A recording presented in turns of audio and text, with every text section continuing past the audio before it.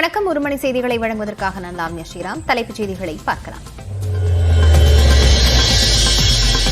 சென்னை காவல் ஆணையர் சந்தீப் ராய் ரத்தோர் மாற்றம். ஆம்ஸ்ட்ராங் படுகொலை செய்யப்பட்ட சூழலில் முதலமைச்சர் மு.க. ஸ்டாலின் அதிரடி முடிவு.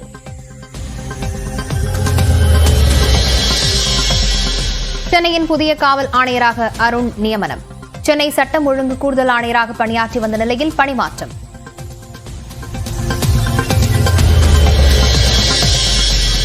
விக்கிரவாண்டி இடைத்தேர்தல் பரப்புரை இன்றுடன் ஓய்கிறது. மாலை 6 மணிக்கு பிறகு வெளியூர் நபர்கள் தொகுதியை விட்டு வெளியேற விழுப்புரம் ஆட்சியர் பழனி உத்தரவு.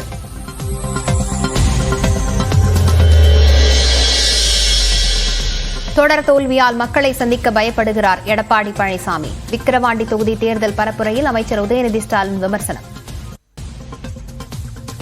அண்ணா திராவிட முன்னேற்ற கழகம் தேர்தலில் போட்டியிடல. எதனால போட்டியிடலன்னா அவங்களுக்கு பயம். தொடர் தோல்வி. எதிர்க்கட்சி தலைவர் திரு எடப்பாடி பழனிசாமி அவர்களுக்கு மக்களை பார்த்தே பயம். அதனாலதான் தேர்தலையே புறக்கணிச்சிட்டார். நம்மளை பார்த்து பயம் இல்ல, தமிழ்நாட்டு மக்கள் மட்டும் இல்ல, பாஜகவுக்கு பார்த்து பயம். பாஜகவுக்கு வழிவிட்டு இன்னைக்கு அவங்க தேர்தலை புறக்கணிச்சிருக்கிறாங்க. விக்கிரவாண்டியில் 53,000 பெண்களுக்கு மாதம் 1000 ரூபாய் உதவித்தொகை வழங்கப்படுவதாக தமிழ்நாடு அரசு பெருமிதம். 3,89,00,000 முறை பெண்கள் இலவச பயணம் மேற்கொண்டுள்ளதாகவும் அறிக்கை.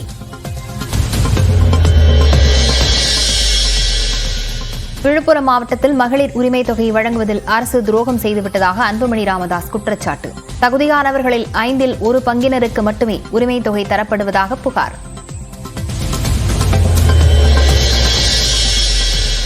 2 நாட்கள் பயணமாக ரஷ்யா புறப்பட்டுச் சென்றார் பிரதமர் மோடி. அதிபர் விளாடிமிர் புட்டினை சந்தித்து பேச திட்டம்.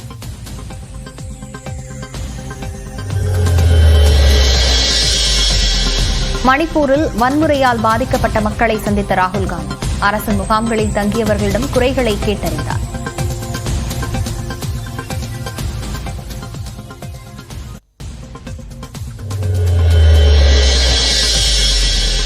மாதவிடாய் காலங்களில் பெண்களுக்கு விடுமுறை அளிக்கும் வகையில் கொள்கை வகுக்க கோரிய வழக்கு தள்ளுபடி. விடுமுறையை கட்டாயமாக்கினால் வேலைக்கு பெண்களை தேர்வு செய்வது குறையும் என உச்சநீதிமன்றம் கருத்து.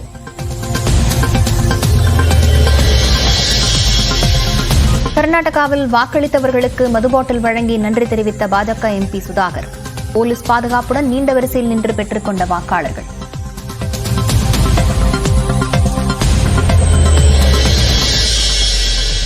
முன்னாள் அமைச்சர்கள் சி. விஜயபாஸ்கர் உள்ளிட்டோருக்கு எதிரான குட்கா முறைகேடு வழக்கு.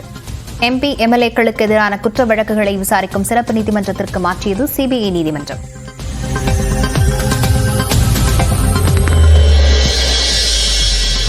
மத்திய அரசின் 3 புதிய கிரிமினல் சட்டங்களை எதிர்த்து சென்னை உயர்நீதிமன்ற வழக்கறிஞர்கள் பணி புறக்கணிப்பு.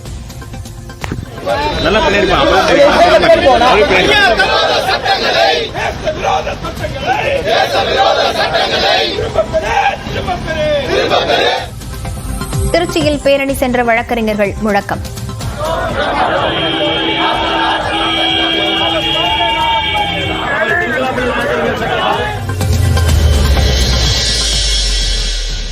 மகாராஷ்டிராவில் ராய்காட்டில் மலைக்கோட்டைக்கு சென்றவர்கள் வெள்ளத்தில் சிக்கினர். படிகளில் வெள்ளம் கரைபுரண்ட நிலையில் ஒருவரை ஒருவர் பிடித்துக் கொண்டு உயிர் தப்பினர்.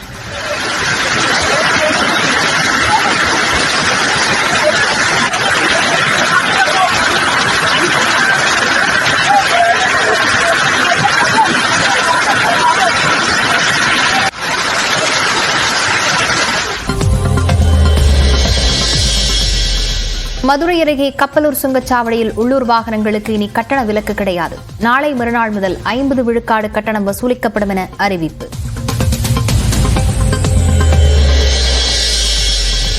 ஏரி, குளம், கண்மாய்களில் வண்டல் மண் மற்றும் களிமண் எடுக்க அனுமதி. விவசாயிகளுக்கு ஆணைகளை வழங்கி தொடங்கி வைத்த முதலமைச்சர் மு.க. ஸ்டாலின்.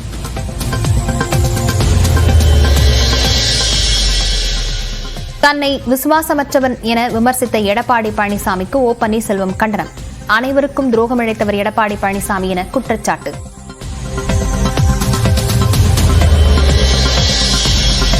மும்பையில் நள்ளிரவில் கொட்டித் தீர்த்த 30 சென்டிமீட்டர் மழை.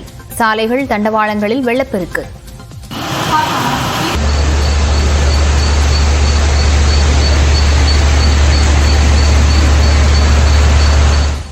சென்னையில் பகுஜன் சமாஜ் மாநில தலைவர் ஆம்ஸ்ட்ராங் படுகொலை செய்யப்பட்ட நிலையில் மாநகர காவல் ஆணையர் சந்தீப் ராய் ரத்தோரை பணியிட மாற்றம் செய்து முதலமைச்சர் அதிரடி நடவடிக்கை மேற்கொண்டுள்ளார். சென்னையில் கடந்த 5ஆம் தேதி இரவு பகுஜன் சமாஜ் மாநில தலைவராக இருந்த ஆம்ஸ்ட்ராங் படுகொலை செய்யப்பட்டார். இந்நிலையில் சென்னை காவல் ஆணையராக இருந்த சந்தீப் ராய் ரத்தோரை காவலர் பயிற்சி பள்ளியின் கூடுதல் டிஜிபியாக பணியிட மாற்றம் செய்து உள்துறை செயலாளர் அமுதா உத்தரவிட்டுள்ளார். அவருக்கு பதிலாக சட்டம் ஒழுங்கு கூடுதல் ஆணையராக இருந்த அருண் சென்னை மாநகர காவல் ஆணையராக நியமிக்கப்பட்டுள்ளார். இதேபோன்று தலைமையக கூடுதல் டிஜிபி டேவிட்சன் தேவாசிர்வாதம் சட்டம் ஒழுங்கு கூடுதல் ஆணையராக நியமிக்கப்பட்டுள்ளார். ஆம்ஸ்ட்ராங் கொலை தொடர்பாக பல்வேறு அரசியல் கட்சித் தலைவர்கள் கண்டனம் தெரிவித்த நிலையில் காவல்துறை உயரதிகாரிகளை பணியிட மாற்றம் செய்து முதலமைச்சர் நடவடிக்கை மேற்கொண்டுள்ளார். உயரதிகாரிகள் மற்றும் அமைச்சர்களிடம் கலந்து ஆலோசிக்காமல் முதலமைச்சர் மு.க.ஸ்டாலின் அதிரடியாக முடிவை எடுத்திருப்பதாக தகவல் வெளியாகியுள்ளன. சென்னை ஆணையராக நியமிக்கப்பட்டு ஓராண்டிற்குள் சந்தீப் ராய் ரத்தோர் பெரிதும் முக்கியத்துவம் இல்லாத காவலர் பயிற்சி பள்ளிக்கு இடமாற்றம் செய்யப்பட்டுள்ளார். அதேபோன்று காவல்துறையில் உயர் பொறுப்புகளில் அனுபவம் வாய்ந்த டேவிட்சன் தேவாசிர்வாதம் சட்டம் ஒழுங்கு கூடுதல் டிஜிபியாக பணியமர்த்தப்பட்டதும் முக்கியத்துவம் வாய்ந்த நடவடிக்கையாக பார்க்கப்படுகிறது.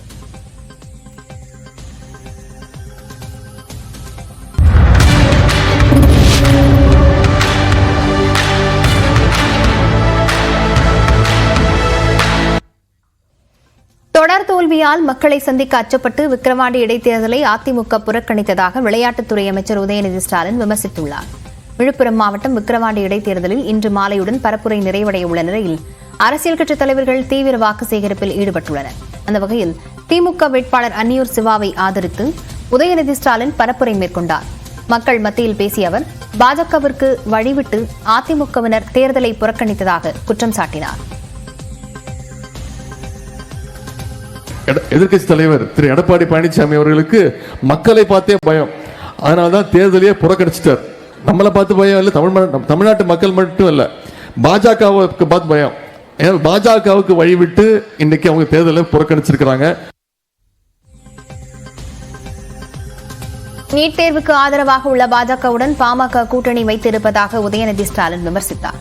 தமிழ்நாட்டிற்கு 1000 முறை மோதி வந்தாலும் பாஜகவால் கால் ஊன்ற முடியாது என்று கூறிய உதயநிதி அன்னியூர் சிவா 1 லட்சம் வாக்கு வித்தியாசத்தில் வெற்றி பெறுவார் என்று நம்பிக்கை தெரிவித்தார்.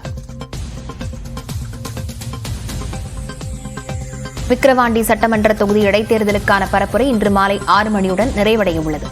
தேர்தல் நடத்தை விதிகள்படி மாலை 6 மணிக்கு மேல் தொகுதியில் வாக்கு சேகரிப்பு மற்றும் பரப்புரைகளில் ஈடுபடக்கூடாது என விழுப்புரம் மாவட்ட ஆட்சியர் பழனி உத்தரவிட்டுள்ளார். தங்கும் விடுதிகள், வீடுகளில் தங்கி பரப்புரை மேற்கொண்ட வெளிநபர்கள், கட்சி பிரமுகர்கள் தொகுதியில் தங்க அனுமதி இல்லை எனவும் தெரிவிக்கப்பட்டுள்ளது. மீறி தங்கும் பட்சத்தில் தேர்தல் ஆணைய விதிகளின்படி உரிய நடவடிக்கை மேற்கொள்ளப்படும் எனவும் மாவட்ட ஆட்சியர் எச்சரித்துள்ளார்.